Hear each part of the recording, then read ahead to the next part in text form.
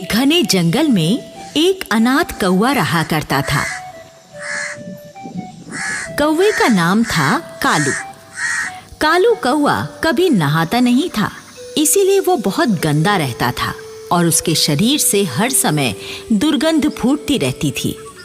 यही कारण था कि कालू को दूसरे कौवे और दूसरे पक्षी अपने पास बैठाने से कतराते थे। कालू कौवे का अपना कोई घर भी नहीं था। वो इधर उधर डाल पर बैठकर ही अपने दिन गुजार लेता था। कालू कौवा रानी नाम की एक कव्वी को बहुत पसंद करता था। वो रानी के साथ शादी करके घर बसाने के सपने देख रहा था। हाय हाय, रानी कव्वी, अगर तू मुझसे शादी कर ले तो कसम से मजा आ जाए। हम दोनों की जोड़ी खूब जचेगी और हमारे बच्चे भी बहुत सुंदर पैदा होंगे। एक दिन की बात है, रानी कव्वी अपने घर के बाहर बैठी मेकअप कर रही थी और गुनगुना रही थी। सजना है मुझे सजना के लिए, सजना है मुझे। तभी वहां पर कालू आ गया और गाने लगा। मेहंदी लगा के रखना, डोली सजा के रखना, लेने तुझे और रानी आएंगे तेरे सजना। रानी गुस्से में नाक भौं चढ़ाकर कहने लगी, अरे ओ बदबूदार कालू, तू मुझसे शादी रचाने के सपने देखना बंद कर दे।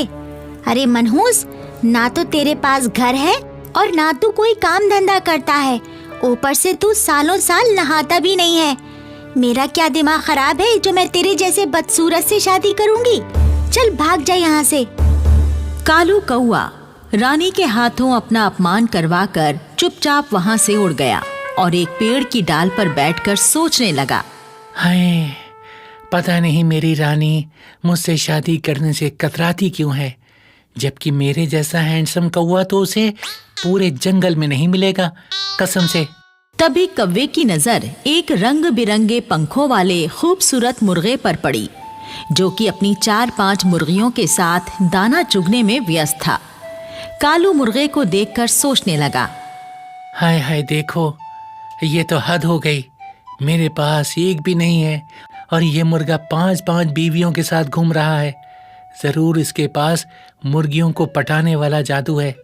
मुझे भी वो मुर्गे से जादू सीखना चाहिए। कालू उड़कर मुर्गे के पास जा बैठा और उससे कहने लगा, मुर्गे भैया, तुम तो अकेले ही 5-5 बीवियां लेकर घूम रहे हो। जरूर तुम्हें मुर्गियों को पटाने वाला जादू आता है। क्या तुम वो जादू मुझे भी सिखा दोगे? मुर्गा कौवे की बात सुनकर जोर से हंसा और कहने लगा, अरे बेवकूफ कौवे, ये मुर्गियां किसी जादू से नहीं, मेरे इन सुंदर रंग बिरंगे पंखों के कारण मुझसे इम्प्रेस हुई हैं, समझे? अच्छा जी, तुम्हारे कहने का मतलब है रंग बिरंगे पंख वाले पक्षी किसी को भी इम्प्रेस कर लेते हैं?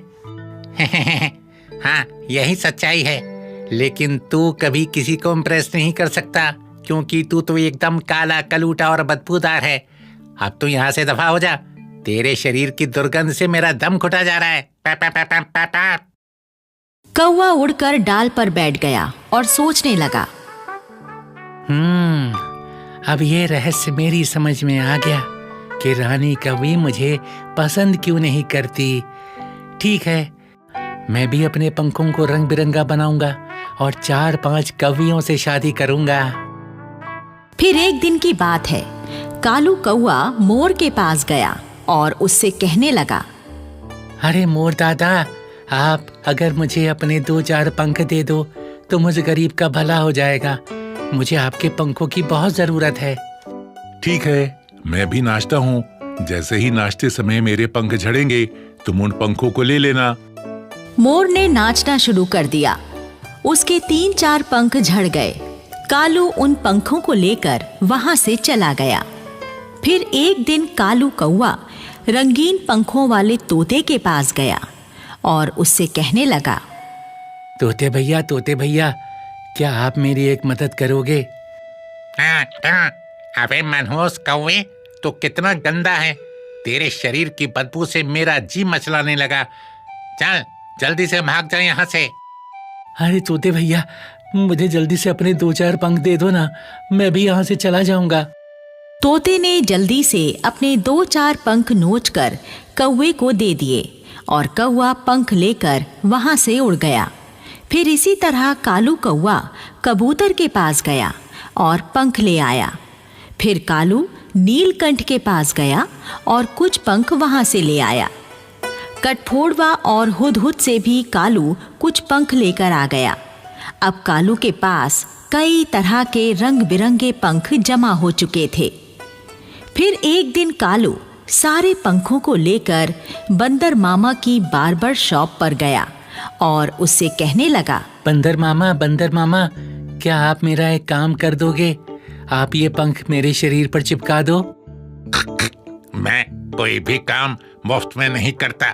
बदबूदार कौवे, मीठे जामुन लाकर दे तो मैं ये तेरा काम कर सकता हूँ।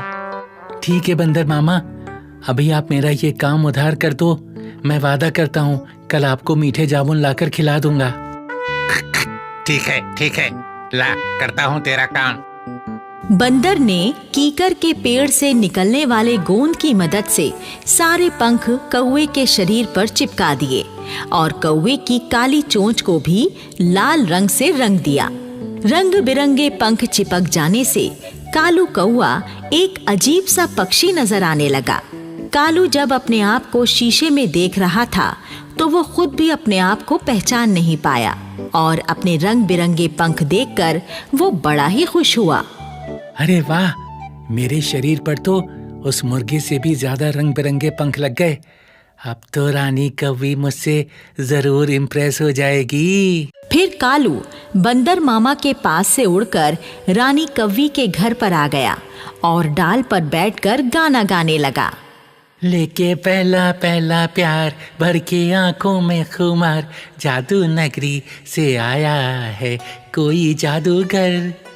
कालू का गाना सुनकर रानी कौवी अपने घर का दरवाजा खोलकर बाहर आई। वो बदले हुए हुलिये के कारण कालू को पहचान नहीं पाई, बल्कि कालू को देखकर वो डर गई। अरे बाप रे, ये इतनी अजीब शक्ल वाला पक्षी कौन है?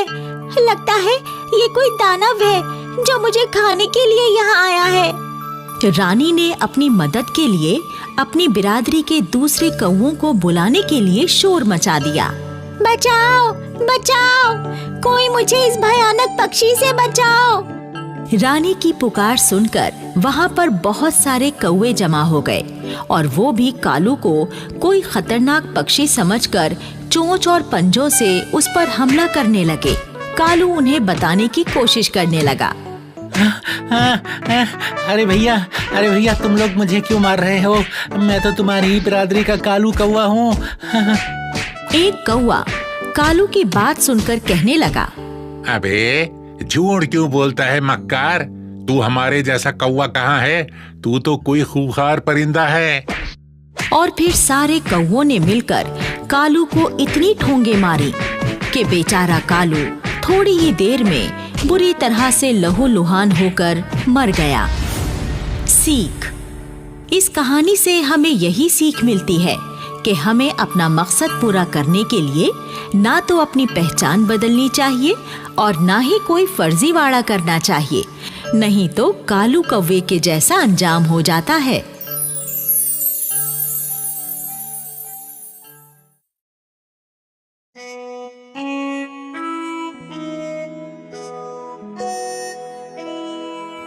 एक जंगल में एक मादा गोरिल्ला रहा करती थी। उसका एक बच्चा था जो कि बहुत भोला और शांत स्वभाव का था। वो दूसरे गोरिल्ला बच्चों की तरह ज्यादा उछल कूद नहीं करता था, बस किसी पेड़ के नीचे या अपनी माँ के पास शांति से बैठा रहता था। एक बार की बात है, माँ गोरिल्ला अपने बच्चे से कहती है, कोंग बेटा, क्या तूने कभी पका हुआ कटहल खाया है?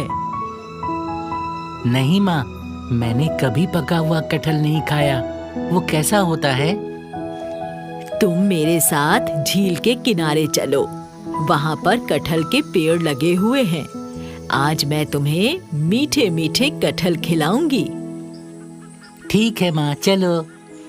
और फिर दोनों माँ बेटे झील की ओर चल पड़ते हैं। झील पर पहुंचकर माँ गोरिल्ला कोंग को पेड़ पर लटके हुए कटहल दिखाती है और एक कटहल तोड़कर कोंग को खिलाती है।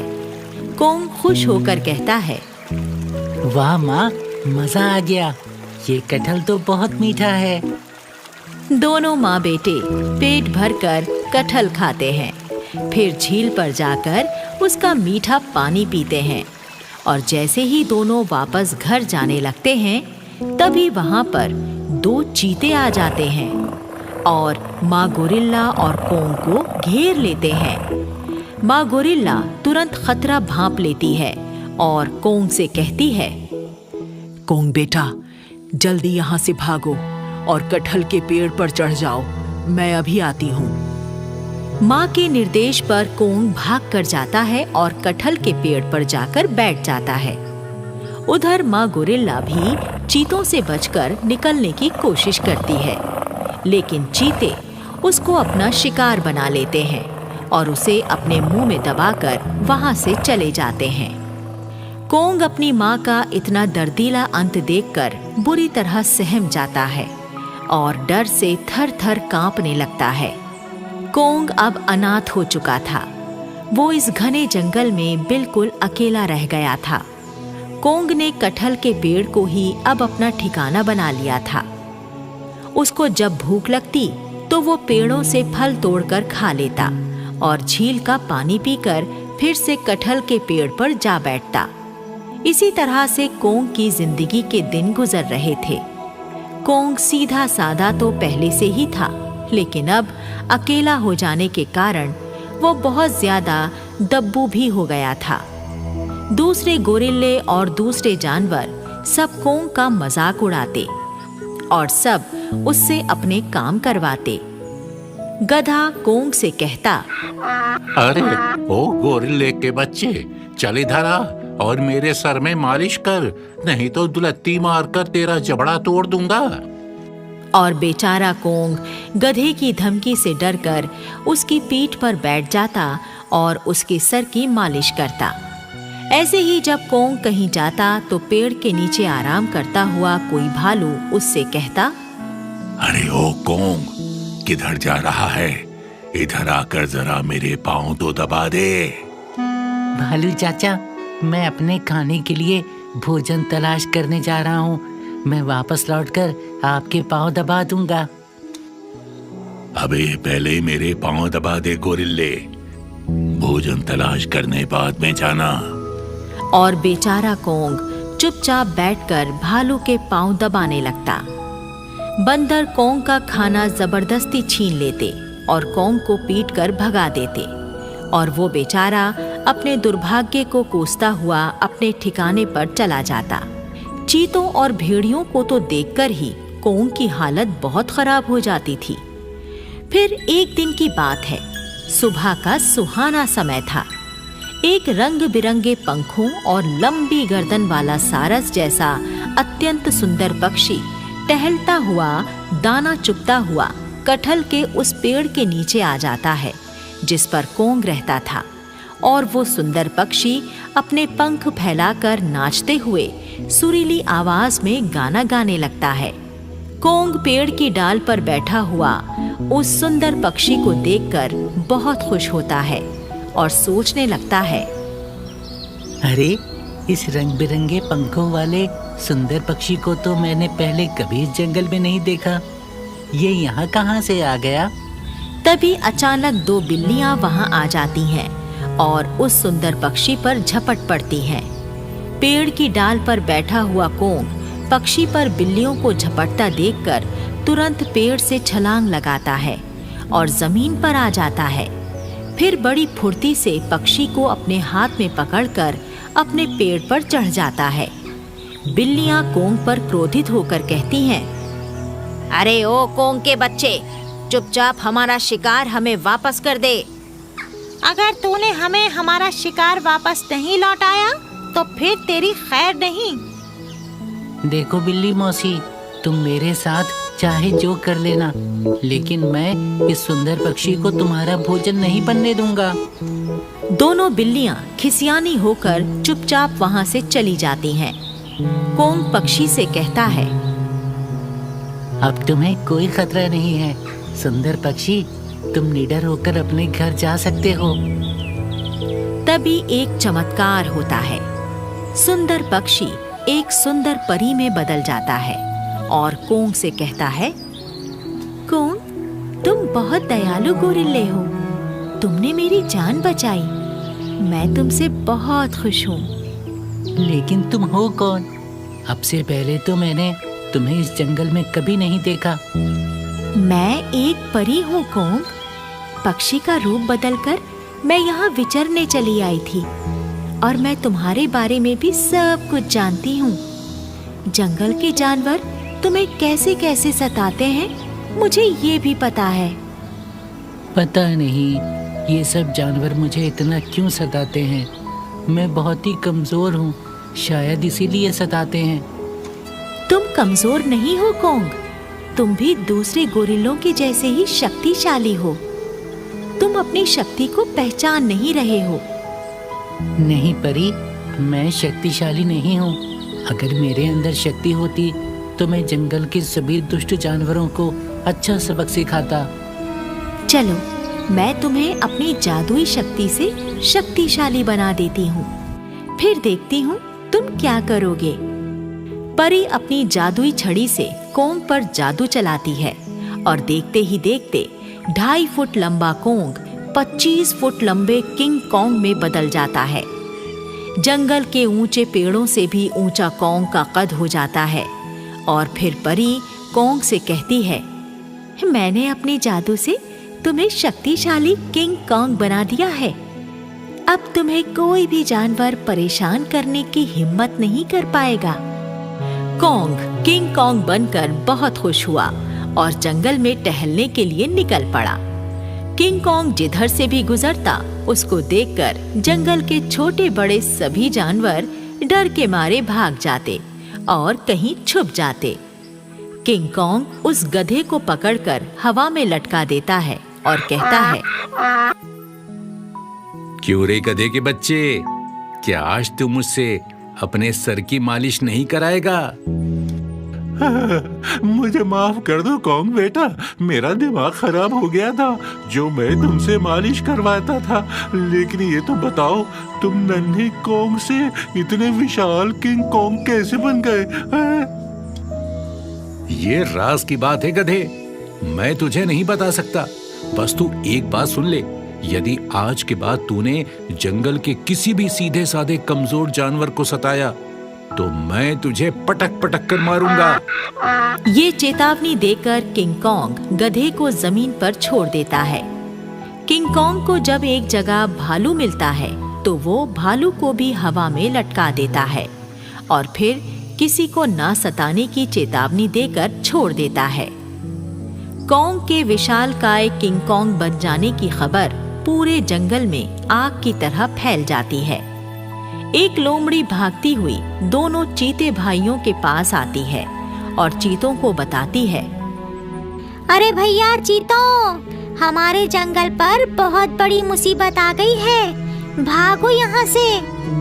क्या हुआ लोमड़ी चाची, क्या मुसीबत आई है हमारे जंगल पर? एक विशालकाय गोरिल्ला पता नहीं कहाँ से जंगल में घुस आया है। वो जानवरों को उठा उठा कर पटक रहा है। बस इतनी सी बात से तू इतना घबरा गई चाची? अरे तू टेंशन मत ले, हम दोनों भाई उस विशालकाय गोरिल्ले को देख लेंगे। आज के लंच में हम उस गोरिल्ले का मांस ही खाएंगे। चलो भैया चलते हैं। दोनों चीते वहां से चल पड़ते हैं और उस जगह पहुंच जाते हैं जहां कुछ जानवर डर के मारे छुपे बैठे थे। चीता उनसे पूछता है, क्या तुम लोग भी उसी विशालकाय गोरिल्ले से डरकर यहाँ छुपे बैठे हो? हाँ महाराज, वो किंग कॉन्ग है और बहुत ही बड़ा है। अरे तुम लोग डरो नहीं, हम दोनों भाई उस गोरिल्ले को मार कर खा जाएंगे। तभी गोरिल्ले के बड़े से हाथ वहां आते हैं और दोनों चीतों को पकड़कर ऊपर उठा लेते हैं। चीते देखते हैं वो दोनों किंग कॉन्ग के हाथों में है। किंग कॉन्ग गुस्से में चीतों से कहता है, तुम दोनों तो वही दुष्ट चीते हो ना, जिन्होंने मेरी माँ को मार डाला था। तुम दोनों बहुत अत्याचारी हो, मासूम जानवरों को मारकर खा जाते हो। आज मैं तुम दोनों को मार डालूंगा। और फिर किंग कॉन्ग दोनों चीतों को एक चट्टान पर जोर से पटक देता है। चीते तुरंत ही मर जाते हैं। किंग कॉन्ग कहता है, मेरे जंगल के भाइयों, आज मैंने इन चीतों को मारकर अपनी माँ की मौत का बदला ले लिया है। प्यारे जंगलवासियों, तुम लोगों को मुझसे डरने की जरूरत नहीं है। मैं बिना कारण किसी से कुछ नहीं कहूंगा। तुम लोग भी किसी मासूम जानवर को मत सताना। अगर तुमने मेरा कहा नहीं माना तो फिर मैं तुम्हें भी सजा दूंगा। ये कहकर किंग कॉन्ग वहां से चला जाता है। उस दिन के बाद से जंगल के सभी जानवर प्रेम और शांति के साथ रहने लगते हैं। अब कोई जानवर किसी कमजोर जानवर को नहीं सताता।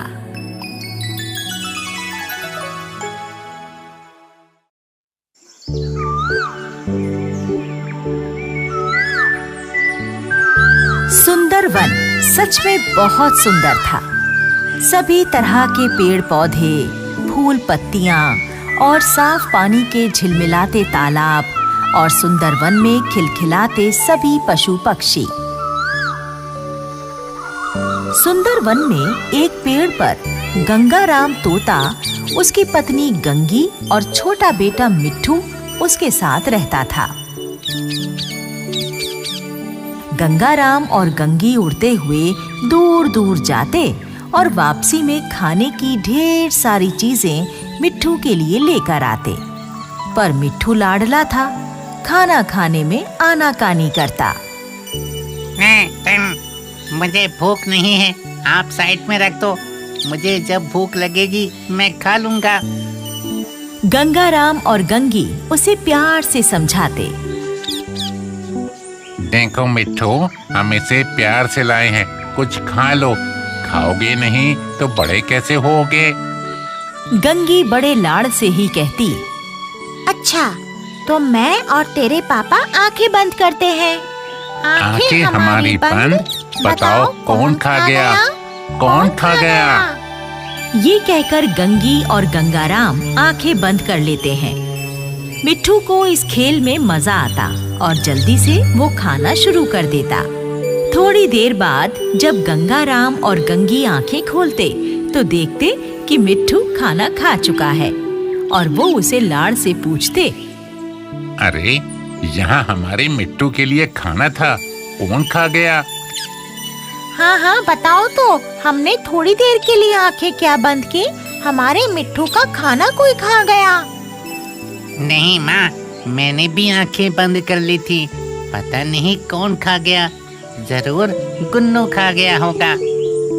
मिट्ठू की भोली और प्यारी बातें सुनकर गंगाराम और गंगी हंसने लगते। वो मिट्ठू को गले लगा लेते और सब मिलकर गाने लगते।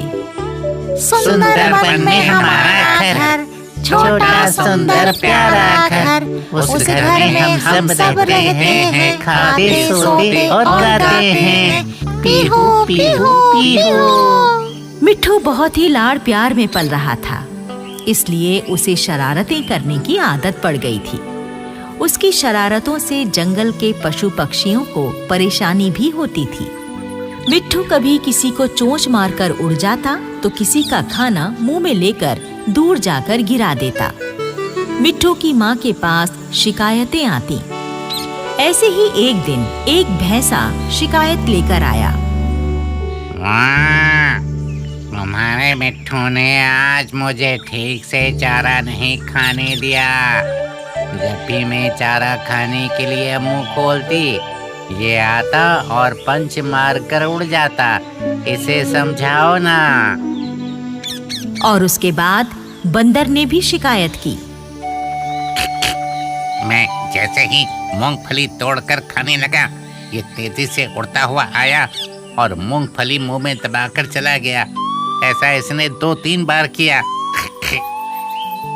गंगाराम और गंगी मिट्ठू की इन हरकतों से काफी परेशान थे। वो मिट्ठू को समझाते तो वो एक कान से सुनता और दूसरे से निकाल देता। कभी वो मिट्ठू को जोर से डांटते तो वो मुंह फुलाकर दूसरे पेड़ पर जा बैठता।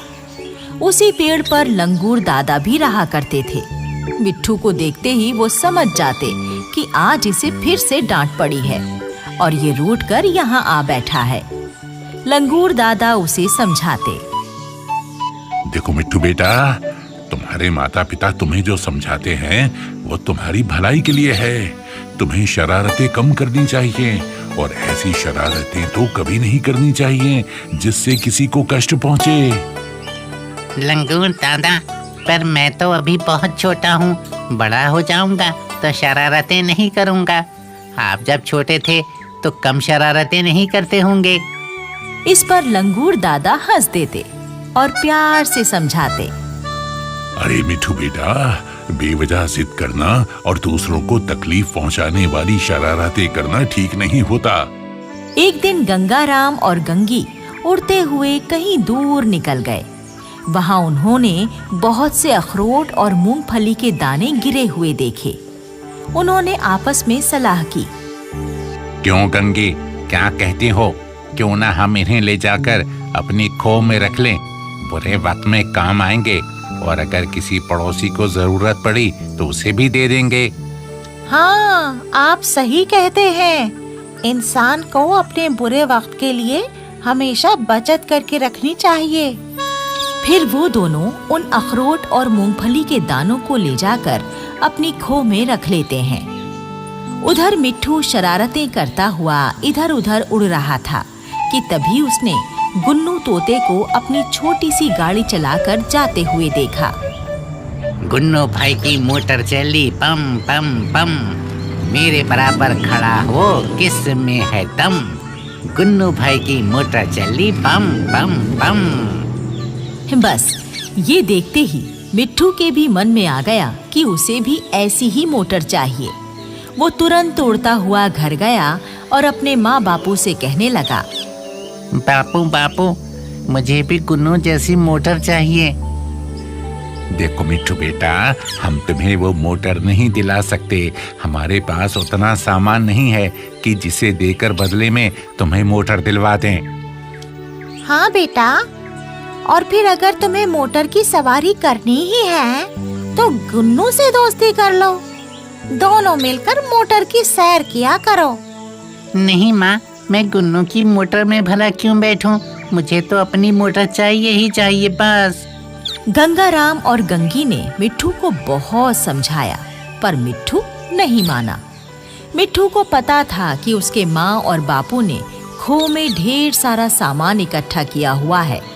वो उसे विशु कबूतर को देकर मोटर ला सकते हैं। विशु कबूतर मिट्टी से तरह तरह की चीजें और अलग अलग डिजाइन की मोटर गाड़ियां बनाने में माहिर था, पर अपने हर सामान के बदले में कीमत पूरी लेता था। उधर मिट्ठू रुककर फिर से लंगूर दादा वाले पेड़ पर जा बैठा। मिट्ठू से पूरी बात सुनने के बाद लंगूर दादा ने भी उसे समझाने की पूरी कोशिश की, पर मिट्ठू ने एक नहीं सुनी। उसने खाना पीना छोड़ दिया था। आखिर थक हार कर गंगाराम और गंगी को मिट्ठू की जिद के आगे झुकना पड़ा। वो अपना सारा सामान, सारी जमा पूंजी लेकर विशु कबूतर के पास गए और मिट्ठू को मोटर दिलवा दी। मोटर पाकर मिट्ठू खुशी से फूला नहीं समा रहा था। वो झूम झूम कर पूरे जंगल में अपनी मोटर घुमाने लगा। मिट्टू भाई की मोटर चली पम पम पम, मेरे आगे आए वो किस में है दम। मिट्टू भाई की मोटर चली पम पम पम। इधर उधर मोटर घुमाता हुआ मिट्ठू जब घर पहुंचा तो उसने देखा कि उसकी माँ की तबीयत बहुत खराब है। उसकी माँ को इलाज की जरूरत थी। अब एक ही रास्ता था कि गंगी को डॉक्टर बलराम के पास ले जाया जाए। बंदर बलराम बहुत ही काबिल डॉक्टर साहब थे, पर डॉक्टर बलराम ने इलाज का काफी खर्चा बता दिया। गंगाराम और गंगी तो अपनी सारी जमा पूंजी मिट्ठू के लिए मोटर खरीदने पर खर्च कर चुके थे। मिट्ठू रोते हुए बोला, मुझे माफ कर दो बापू, अब मैं कभी जिद नहीं करूँगा। मुझे ये मोटर भी नहीं चाहिए, इसे विशु काका को वापस दे दो और माँ का जल्दी से इलाज करवाओ। मिट्ठू की बात सुनकर गंगाराम जब मोटर विशु कबूतर को वापस कराने गया तो उसने टका सा जवाब दे दिया, सुनो भाई गंगाराम, बिका हुआ माल वापस नहीं होता और फिर मिट्ठू मोटर को कितना इस्तेमाल भी कर चुका है। जब लंगूर दादा को इस सारी घटना का पता चला तो उन्होंने जाकर विशु को समझाया। लंगूर दादा के समझाने पर विशु ने मोटर वापस ले ली और कुछ सामान रखकर गंगाराम को उसका सामान वापस कर दिया। गंगी का इलाज हो गया और वो खुशी खुशी अपने घर लौट आई। गंगी को वापस घर में पाकर मिट्ठू उससे लिपट गया और रो रो कर माफी मांगने लगा। मुझे माफ कर दो माँ, अब मैं कभी जिद नहीं करूँगा, उल्टी सीधी शरारतें भी नहीं करूँगा। बस बस बेटा, चुप हो जाओ। तुम समझ गए, यही हमारे लिए बहुत है। गंगा और गंगी ने मिट्ठू को माफ कर दिया। इस कहानी से हमें ये सीख मिलती है कि कभी बेवजह जिद नहीं करनी चाहिए। माता पिता सभी फैसले सोच समझ कर लेते हैं, उन पर भरोसा रखना चाहिए।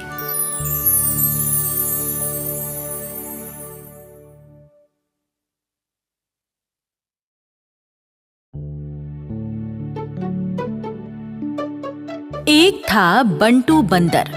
वो कोई काम नहीं करता था, पूरे जंगल में इधर उधर घूमता रहता था। लोगों को बेवकूफ बनाकर अपना पेट भरता था। लोगों की चुगली करके आपस में लड़वाना उसका शौक था। वो बस चुगली करता, दूसरों को लड़वाता और अपने खाने का इंतजाम करता। उसके बाद कभी किसी पेड़ पर तो कभी किसी नदी किनारे लेटा रहता। उस दिन भी बंटू नदी किनारे लेटा हुआ था कि तभी वहाँ पर 2 बकरियां आईं। बंदर भैया, हम दूसरे जंगल से आ रही हैं। हाँ, इस जंगल में हमारी बुआ रहती है, हमें उनके घर का रास्ता नहीं मिल रहा। घर से निकलने से पहले हमारी माँ ने बताया था कि वो हाथी दादा के घर के पीछे रहती है। नदी किनारे चलते जाना, बुआ का घर मिल जाएगा। पर हम काफी देर से इधर उधर भटक रही हैं, वो रास्ता नहीं मिल रहा। क्या आप हमें वो रास्ता बता सकते हैं? आपकी बड़ी कृपा होगी। बंटू बंदर ने उन दोनों की ओर देखा और फिर उसकी आंखें गोल गोल घूमने लगीं। उसने कई दिनों से कोई शरारत नहीं की थी। उसे एक शरारत सूझी। क्यों नहीं, भटके हुओं को रास्ता दिखाना मेरा काम है। तुम ऐसा करो, सामने वाले बरगद के पेड़ तक जाओ, ठीक है? ठीक है, चली गई। फिर बाएं मुड़ जाओ, ठीक है? हाँ ठीक है, मुड़ गई। उसके बाद सीधे चलते जाओ, एक आम का पेड़ आएगा, बस उसी के सामने तुम्हारी बुआ का घर है। धन्यवाद भैया, चलो बहन। ये कहकर दोनों बकरियां उसी रास्ते पर चल दी जहां बंटू ने उन्हें जाने के लिए कहा था। कुछ देर तो बंटू उन दोनों को जाते हुए देखता रहा, फिर पेट पकड़कर जोर जोर से हंसने लगा।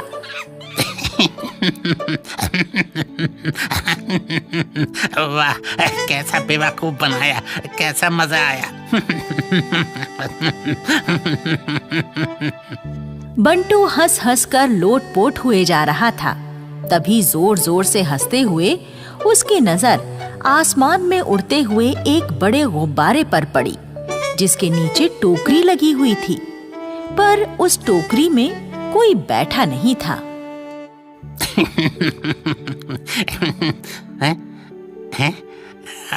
ये क्या है?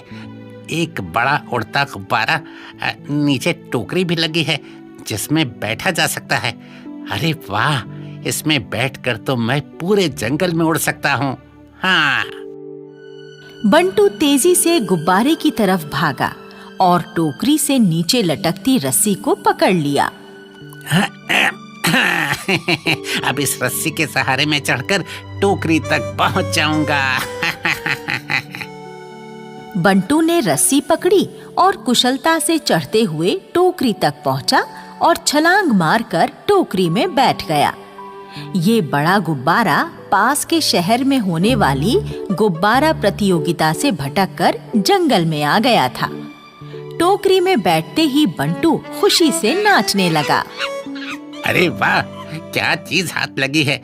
इसमें बैठकर तो मैं पूरे जंगल में उड़ूंगा और देखूंगा कि कौन क्या कर रहा है। सारी जानकारी इकट्ठी कर अपने हिसाब से इस्तेमाल करूंगा। अब तो चुगली करने और दूसरों को लड़वाने में और भी मजा आएगा।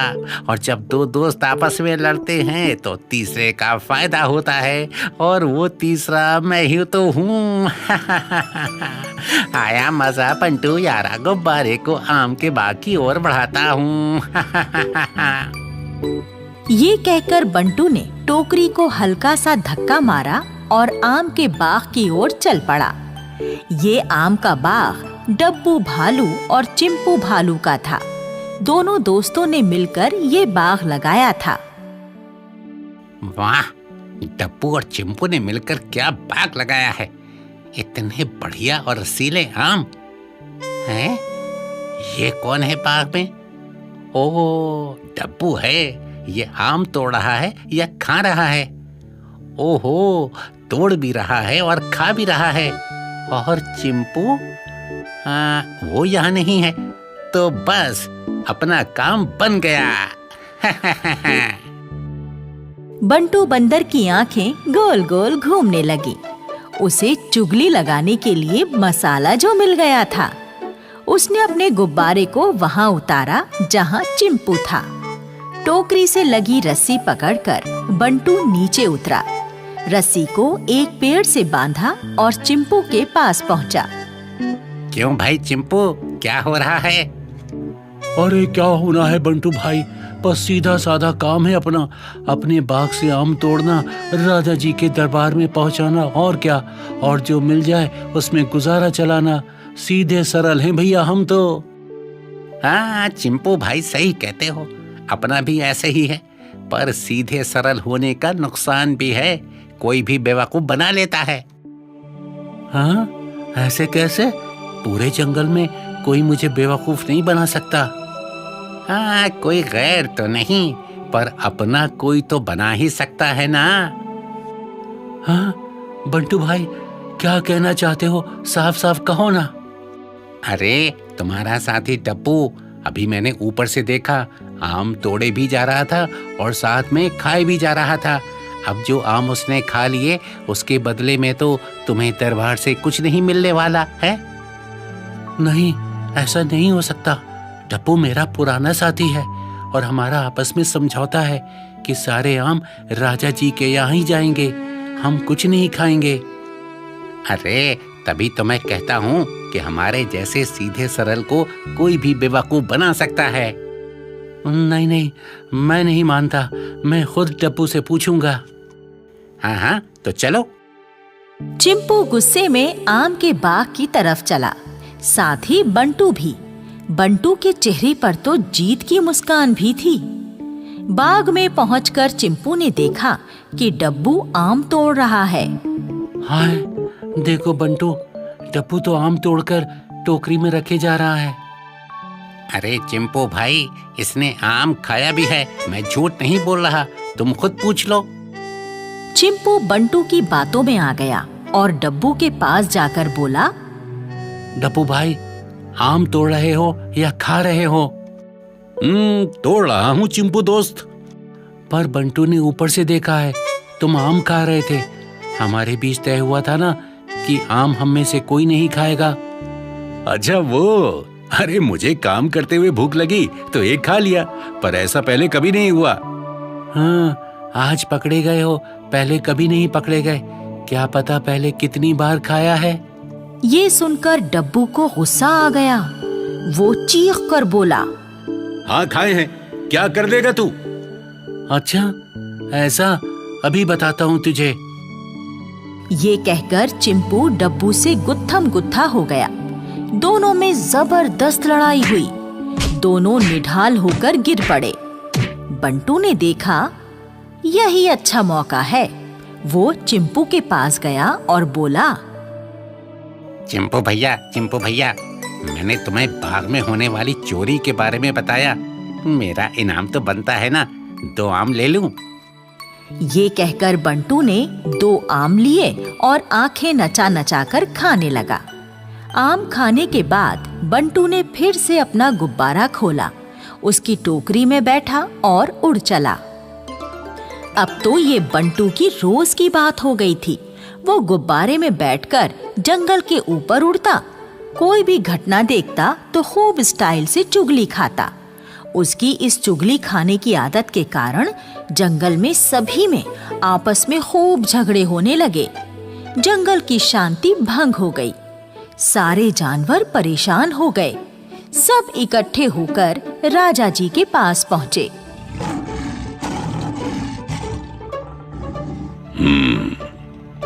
हमने तुम सबकी शिकायत सुनी। हम महामंत्री हाथी जी को इसका समाधान निकालने के लिए कहते हैं। इसका समाधान तो बहुत ही आसान है महाराज। चील बहन, अगली बार जब तुम बंटू को गुब्बारे में उड़ते देखो तो उसमें अपनी चोंच मार देना। गुब्बारे से गैस निकल जाएगी और वो फिर न ऊपर उड़ सकेगा और न ही चुगलियां खा सकेगा। जैसे आज्ञा हाथी दादा। तभी गिलहरी ने ऊपर आसमान की तरफ इशारा किया। वो जा रहा बंटू का गुब्बारा। ये देखते ही चील उड़ी और आसमान में ऊपर पहुंचकर बंटू के गुब्बारे में चोंच मार दी। चोंच लगते ही गुब्बारा और उसमें लगी टोकरी में बैठा बंटू तेजी से नीचे आने लगे और पास की झील में गिर गए। ये देखकर सभी जानवरों ने तालियां बजाईं। पर बंटू झील में गिरते ही चीखने चिल्लाने लगा। अरे बचाओ, मुझे बचाओ, मुझे तैरना नहीं आता, मुझे बचाओ, मुझे बचाओ। नहीं नहीं, इसे मत बचाओ, ये फिर से चुगली खाकर हमें झगड़े करवाएगा। नहीं, हमें इसे सुधरने का एक मौका देना चाहिए और फिर जितनी गलती इसकी है उतनी बाकी सबकी भी है। कोई भड़काने वाला कितना भी भड़काए, उसकी बातों में आना ही नहीं चाहिए। महाराज की जय हो, महाराज की जय हो। मैं अब कभी चुगली नहीं खाऊंगा, मेहनत करके अपना काम चलाऊंगा, शपथ लेता हूँ महाराज। मगरमच्छ, अपनी पीठ पर बैठाकर इसे बाहर निकाल दो। राजा का आदेश पाकर झील के मगरमच्छ ने बंटू बंदर को अपनी पीठ पर बैठाया और किनारे पर उतार दिया। हमें उम्मीद है कि अब तुम इस जंगल के अच्छे नागरिक बनकर रहोगे। मैं वादा करता हूँ हाथी दादा, वादा करता हूँ, अब मैं अच्छा नागरिक बनकर रहूंगा। ये सुनकर सभी जानवरों ने तालियां बजाईं और बंटू को गले लगाने लगे।